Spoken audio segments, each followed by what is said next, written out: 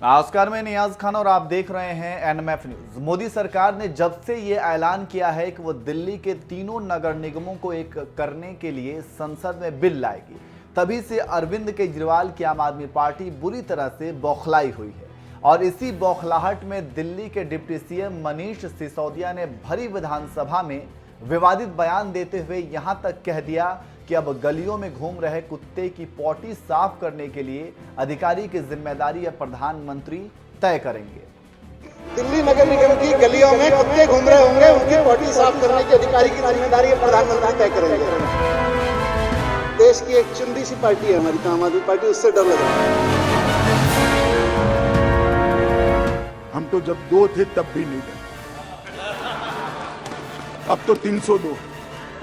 दरअसल कुछ ही दिनों में दिल्ली नगर निगम का चुनाव होने वाला था, लेकिन मोदी सरकार ने इसी बीच तीनों नगर निगमों का एकीकरण करने का फैसला कर लिया और बुधवार को लोकसभा में गृह मंत्री अमित शाह ने नगर निगम के एकीकरण से जुड़े संशोधन बिल को पास भी कर लिया, जिसकी वजह से माना जा रहा है कि नगर निगम चुनाव में करीब 6 महीने की देरी हो सकती है। यही वजह है कि नगर निगमों के एकीकरण और चुनाव में देरी का मुद्दा उठाकर आम आदमी पार्टी ने बीजेपी के खिलाफ जबरदस्त हमला बोला है।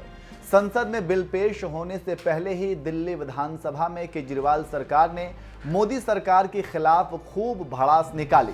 दिल्ली के डिप्टी सीएम मनीष सिसोदिया ने तो यहां तक कह दिया कि दिल्ली की गलियों में कुत्ते की पॉटी साफ करने की जिम्मेदारी किसकी होगी, अब ये देश के प्रधानमंत्री तय करेंगे।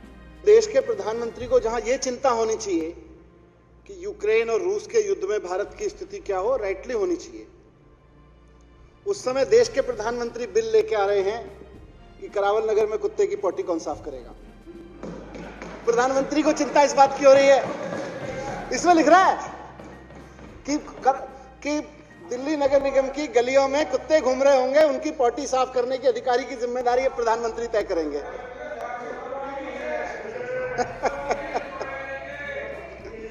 तो अध्यक्ष महोदय, ठीक है, ठीक देखिए संयम बरते हो।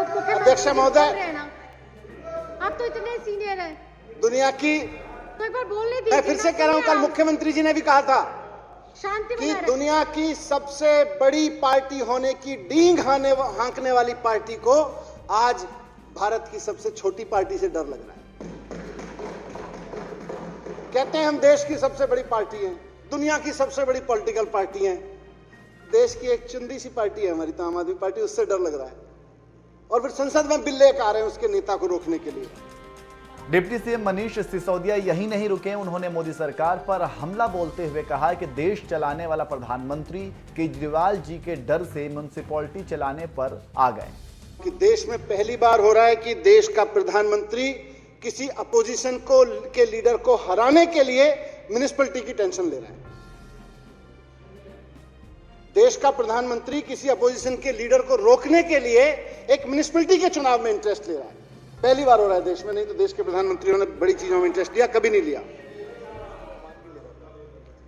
यह बिल क्या कह रहा है? कुल मिला के बिल यही कह रहा है कि अब म्युनिसिपैलिटी को, एमसीडी को प्रधानमंत्री जी चलाएंगे। देश चलाते चलाते केजरीवाल जी के डर से म्युनिसिपैलिटी चलाने पे आ गए।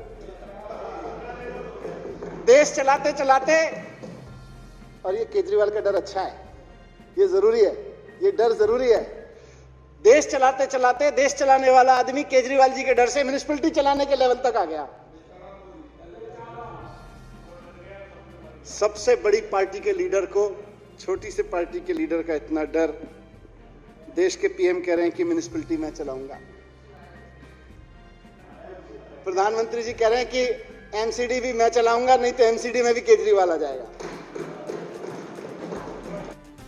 कुछ ही दिनों पहले केजरीवाल सरकार ने जहां दिल्ली विधानसभा से मोदी सरकार पर जोरदार हमला बोला, तो वहीं अब बारी थी गृह मंत्री अमित शाह की, जिन्होंने बुधवार को लोकसभा में पूरे आंकड़े के साथ केजरीवाल सरकार की अच्छे से खबर ली। उत्तर प्रदेश में आप पार्टी 349 सीटों पर चुनाव लड़ी, सभी पर जमानत जब्त। उत्तराखंड में 70 सीटों पर चुनाव लड़ी, 68 सीटों पर जमानत जब्त। गोवा में 39 सीटों पर चुनाव लड़ी, 35 सीटों पर जमानत जब्त। पंजाब में अच्छा परफॉर्म करा, मणिपुर गए नहीं। हम किससे डरे भाई? और भाई मैं आपको बताना चाहता हूं, हम तो जब 2 थे तब भी नहीं डरते थे, अब तो 302 है। आम आदमी पार्टी भले ही विरोध करती रही हो, मगर मोदी सरकार ने बुधवार को दिल्ली नगर निगम संशोधन विधेयक 2022 लोकसभा से पास करवा लिया। अब इस बिल को राज्यसभा में पेश किया जाएगा।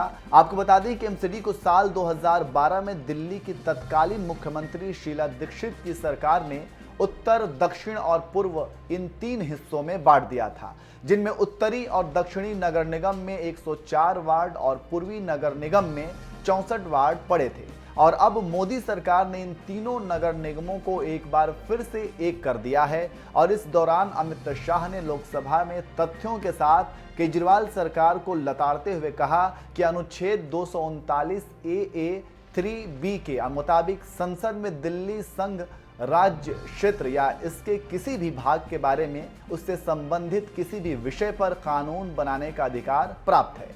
ऐसा विधेयक मैं महाराष्ट्र में नहीं ला सकता, गुजरात या बंगाल में नहीं ला सकता, ना केंद्र सरकार ला सकती है। अब राज्य और संघ राज्य का अंतर नहीं पता तो ध्यान से संविधान पढ़ना चाहिए। आप भी सुनिए अमित शाह का जबरदस्त भाषण। माननीय अध्यक्ष जी, सबसे पहले एक बहुत बड़ा विषय आया, संघीय ढांचे पर अतिक्रमण का, और दूसरा राज्यों के अधिकार हम छीन रहे हैं इसका। मनीष भाई भी बोले, विपक्ष के कांग्रेस के नेता भी बोले, दादा भी बोले, कई सारे लोगों ने बोला। मैं सबसे पहले इस गृह के सामने इस विषय को स्पष्ट करना चाहूंगा कि ये विधेयक जो मैं लेकर आया हूं, माननीय अध्यक्ष जी, संविधान के अनुच्छेद 239 AA के प्रदत्त संसद की शक्तियों के अनुरूप में लेकर आया हूं। अगर किसी को पढ़ना है तो मैं पढ़ भी सकता हूं, मैं संविधान को भी लेकर आया हूं कि पुनर्स्थापित करते वक्त भी ये मुद्दे उठाए गए थे, उस मुद्दों का जवाब भी दिया गया, मगर फिर से आज ये मुद्दे उठाए गए। अनुच्छेद 239 AA 3B के अनुसार संसद को दिल्ली संघ राज्य क्षेत्र या इसके किसी भी भाग के बारे में उससे संबंधित किसी भी विषय पर, ध्यान से सुनिएगा, किसी भी विषय पर कानून बनाने का अधिकार प्राप्त है। यहां एक अलग प्रकार से बात की जाए, राज्यों के अधिकार, राज्यों के अधिकार, राज्यों के अधिकार। केजरीवाल साहब भी इसकी दुहाई देते हैं, राज्यों के अधिकार, राज्यों के अधिकार। मैं इसलिए एक शब्द पर भार दिया, किसी ने नहीं सुना, दिल्ली संघ राज्य। ऐसा विधेयक मैं महाराष्ट्र में नहीं ला सकता, ऐसा विधेयक मैं गुजरात बंगाल में नहीं ला सकता, ना केंद्र सरकार ला सकती। मगर राज्य और संघ राज्य का अगर अंतर मालूम नहीं है तो मुझे लगता है कि ध्यान से संविधान को पढ़ना चाहिए। अभी जो मैं विधेयक लेकर आई हूं मान्यवर, वो संघ राज्य के संबंधित है, और राज्यों के अधिकार धारा 246, ये सारी चीजों का आप उपयोग कर किसको गुमराह करना चाहते हैं। मैं आपको बताना चाहता हूं माननीय अध्यक्ष जी, ये विधेयक हम बिल्कुल संविधान प्रदत्त शक्तियों के अनुरूप लाए हैं और पूर्णतया संवैधानिक विधेयक है, क्योंकि दिल्ली संघ राज्य है और संघ राज्य की किसी भी बात पर, दिल्ली संघ राज्य की किसी भी बात पर लेजिस्लेशन लाने का भारत सरकार का अधिकार, और ये अधिकार का उपयोग क्यों किया, इस पर भी सवाल उठाए गए, इस पर भी मैं बाद में जवाब दूंगा। मैं थोड़ा आगे कहता हूं कि एक बात बताई गई, 2011 में ये विधेयक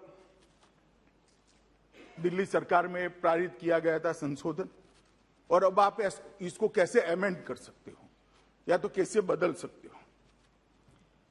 संविधान के अनुच्छेद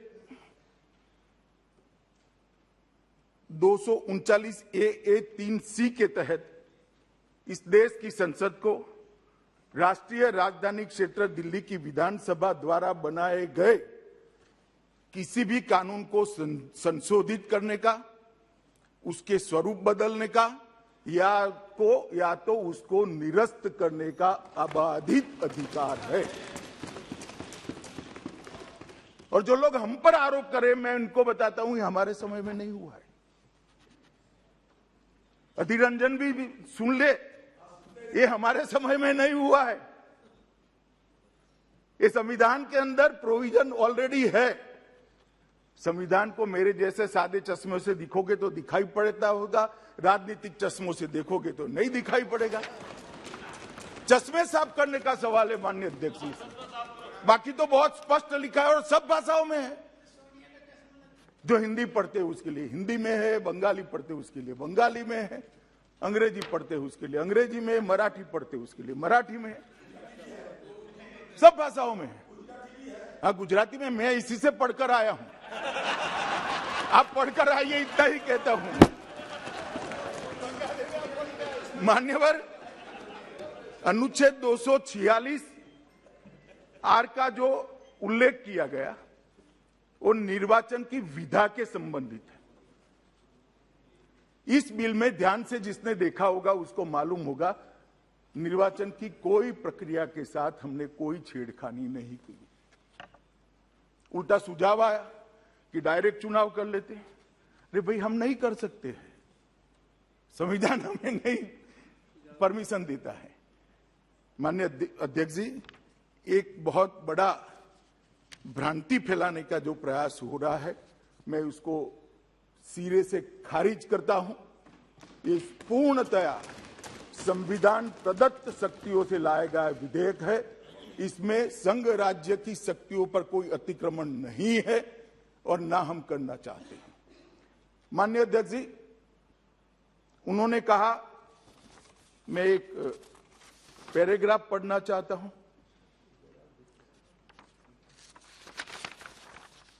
कि एक जस्टिफिकेशन था कि भाई राज्य करे। संविधान के अनुच्छेद 239A3C के पहले परंतुक के आधार पर डीएमसी अधिनियम 1957 में संशोधन करने वाला कोई भी विधेयक राष्ट्रपति की सहमति के लिए सुरक्षित किया जाएगा। अगर दिल्ली सरकार करती भी है तो उसको राष्ट्रपति की सहमति चाहिए, मतलब कैबिनेट की चाहिए। इसके अलावा संसद के पास केंद्र शासित प्रदेश जेएनसीटीडी के लिए किसी भी मामले अर्थात तीनों सूचियों में कोई भी मामला के संबंध में कानून बनाने का समवर्ती शक्तियां प्रदत्त है। इसके अलावा अनुच्छेद 239A3C के दूसरे प्रावधान के तहत भले ही संशोधन अधिनियम को सहमति दी है, संसद किसी भी समय एक ही समान मामले के संबंध में कोई भी कानून बना सकती है, जिसमें कानून में संशोधन करना, अलग अलग करना, निरसन करना सब शामिल है, जो राज्यसभा की विधानसभा के द्वारा ही बनाएगा। मान्यवर, ये मैं एक नोटिंग पढ़ रहा हूं